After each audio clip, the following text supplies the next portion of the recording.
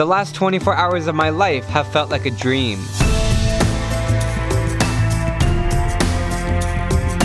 Spontaneous, eye-opening, thrilling. Here's what happened. About to get on this Ethiopian airline flight. I flew from Bangkok to Madagascar. Have a pleasant flight. 16 hours of travel via Ethiopia. When I arrived in the morning, I was picked up by 4 people about my age. Say hi.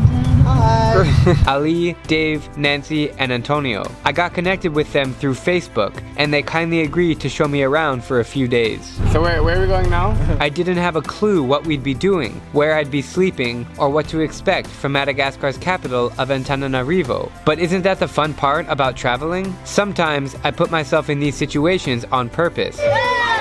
To think, to observe, to feel. This was one of those times. Alright, we're getting some street food here on the side of the road. I don't know the name in English. Very good. After all, it's my 6th trip to Africa. I was more ready than ever for an adventure. My first impressions of Antananarivo were lots of colonial buildings, old school taxis, interesting street food, extreme poverty, kids playing soccer, adults betting on cockfights,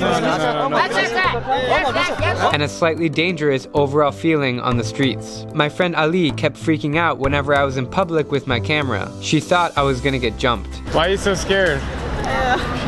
Because Also, it's jacket weather here, which I clearly didn't come prepared. In my brain, August always means hot, but this is winter in the southern hemisphere, and evenings here drop down to the 40s. Wi-Fi is almost non-existent. I wanted to text my parents and girlfriend that I arrived safely, but it ended up being an all-day journey to get internet. We tried restaurants, cafes, and even hotspots, but nothing worked. Finally, we found this tiny internet cafe, and I barely got a signal. By early evening, we headed to Dave's family's house, 15K outside the city. Should I take off my shoes? Okay. no. They happily welcomed me inside Nice to meet you. and cooked me a delicious dinner of this mixed rice and vegetable dish called vari aminana. They even gave me a nice room to sleep in. I was very happy. As I laid there trying to fall asleep, I just smiled as I realized that this is the reason why I travel, for experiences that make me feel alive, present, and happy. This is how life is supposed to be lived. I'm Drewbinsky, and if you like my travel videos, please click subscribe and join me as I plan to visit every country in the world.